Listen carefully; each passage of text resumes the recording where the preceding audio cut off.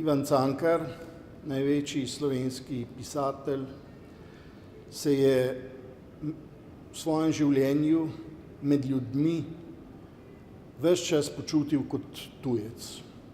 Tujec je bil najprej med svojimi ljudmi, doma na Slovenskem.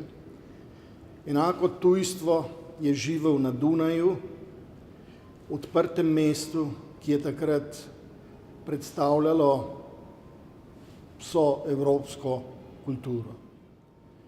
Tujec je ostal celo po svoji smrti, ko so ga Slovenci vendarle ustoličili kot svojega največjega klasika. Ampak vedno, v vsakem obdobju, so sprejeli samo en del njegovega opusa.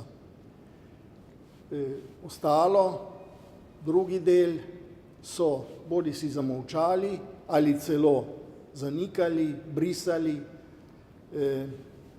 puščali ob strani. Vedno je bilo to odvisno od trenutne vladajoče ideologije in od političnega režima. In tako je pravzaprav še vedno, še danes.